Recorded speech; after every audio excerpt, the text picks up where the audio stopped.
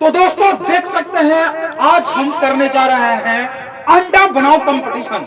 बना देंगे बना देंगे। अंडे का कंपटीशन होगा और आप भी लीजिए अंडा और लीजिए 5 गो बार। रेडी हो जाइए आप लोग, अभी कंपटीशन चालू होने वाला है। 1 2 3। अरे दौड़ो रे मोर चटना बा देवरा ढोरी चटना बा। अरे घरवा में घटत घटना बा, घरवा में घटत घटना बा। देवरा ढोरी चटना बा, देवरा ढोरी चटना बा। ओहो हो जैसे कि आप देख सकते हैं एक तरफ से इनकी अरे तरपेला मोर चढ़ल जवानी कबले लगन लागी। तरपेला मोर चढ़ल जवानी कबले लगन लागी। ए राजा जी बाजा बाजी कि ना बाजी।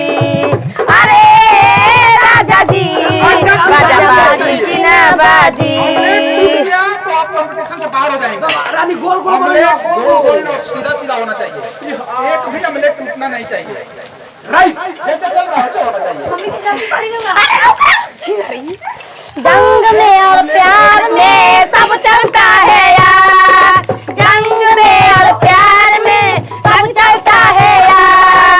दुनिया के बाजार में सब चलता है यार। जंग में और प्यार में सब चलता है यार। एक एक अंडा दोनों कंटेस्टेंट्स बना चुकी हैं, दूसरे अंडे पे लाइन लग गया है नंबर पे। अरे रुक रे। तो देखते हैं खाने में स्वादिष्ट। ए मैं चल गई रे माई। अंडा फंस गया है। ऑमलेट एकदम खूबसूरत होना चाहिए। इश्क और प्यार का मजा लीजिए, इश्क और प्यार का मजा लीजिए। थोड़ा इंतजार का मजा लीजिए, थोड़ा इंतजार का मजा लीजिए। लहरिया लूटाए राजा, लहरिया लूटाए राजा। अरे मुहावा पर डाली के चदरिया लहरिया लूटाए राजा। अरे मुहावा पर डाली के चदरिया लहरिया लूटाए राजा। अरे धराया कवरिया में बड़ा मजा पइबो, होठावा से होठावा तू देता ने सटइबो। मस्त ए निमन बना एक बार काटे धो दियो छोरो। अंडा देखा आ जो सलाह चलायो से ना लोई। ये रुकिया जी निकल के उजड़दा।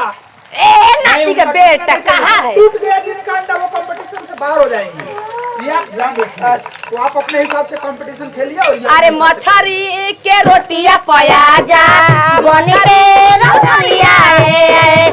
मछरी के रोटिया पया जा बन के मछरिया है।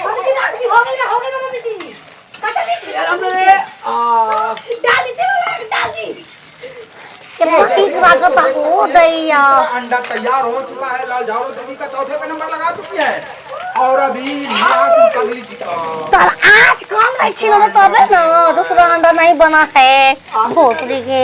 अरे टोई टोई ने टोई टोई आटा के लोई पुआ कइले बा।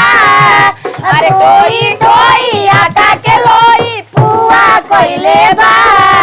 अरे डोडी डोडी डोडी के मेवना कुआ कइले बा। अरे डोरी डोरी डोरी के मुआ कुआ कइले बा। और एक एक अंडा दोनों कंटेस्टेंट्स को भी बनाना है। 4 अंडा लाल झाड़ी देवी जी बना चुकी है और 4 अंडा निहाल सिंह जी बना चुकी है और 5वां अंडा डालती है।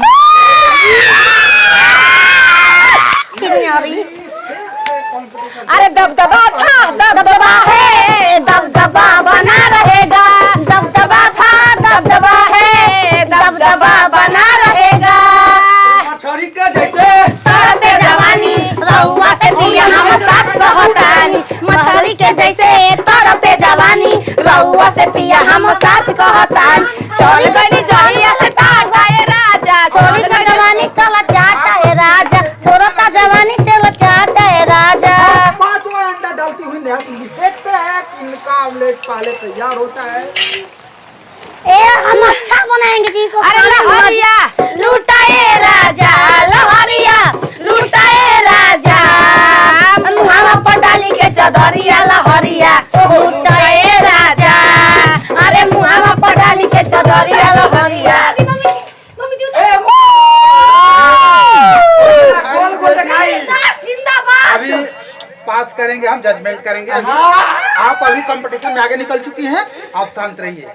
टेंशन तो ना तो जी तो मामा ही भोग। अरे जलता है मुझे देख के कोई जलता है तो जलता है।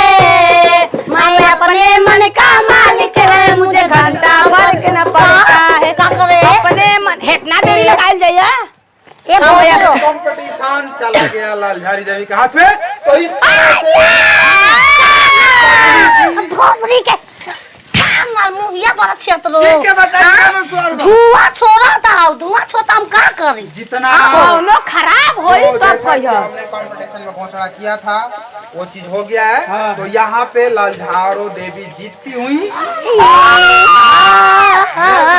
हार गई। बात नहीं है, ये सच्चाई करा ले चलिए उसको ब्याह तैयार हो गया। भोसरी के बाल बाल में खनाक बाल तो मैं पगली जी से जानना चाहूंगा, आप क्या कहना चाहेंगे, क्यों हार तो गई? माइक भतार करेंगे जी। हमारे माई के बता नहीं, आप क्यों हार गई? हम बताते हैं। हम यार अपने यार पर चढ़ गए हो। तो यहाँ अंडा कंपटीशन खेल रही थी कि अपने यार को याद कर रही थी? अब यार के भंटा के खेत में अंडा खेल रहे हुए याद आ गए हो जरा। क्यों जीत गई आप? ए मुखिया जी उ काहे हारल बे हम बताओ तनी। हम अपने घरे खाना बनाना छिननी बैठ के खा ले, जका बनावे के लूर ना रही उ हारबे न करी। तो आप दोनों सास बहू हैं, पूरा गाना हम हाँ, बनाएंगे। हाँ। पूछ रहा ये तो कह रहे हैं। चाय में सीटी लगावेली। तो तू सीटी में पूरा चाय बना के तेजी को देवे नहीं। तो इसके खुशी में कुछ हो जाए, चल चल चल चल एक बढ़िया सा गाना सुना दीजिए। हिंदी गाना मुझे हिंदी गाना। अब मैं जो निकला ओ गट लेके, मैं जो निकला ओ गट लेके, मैं जो निकला ओ गट लेके, एक सड़क पर एक मोर आया, मैं उसे दिल छोड़ आया। एक मोर आया, मैं उसे दिल छोड़ आया। कुछ मोड़ पे यार मिला अमला पागल हो गया। अबले पल पल न माने है टिंकू जिया, टिंकू जिया, हिसकंदा मंजन घिसे है पिया। पल पल न माने है टिंकू जिया, टिंकू जिया, हिसकंदा मंजन घिसे है पिया।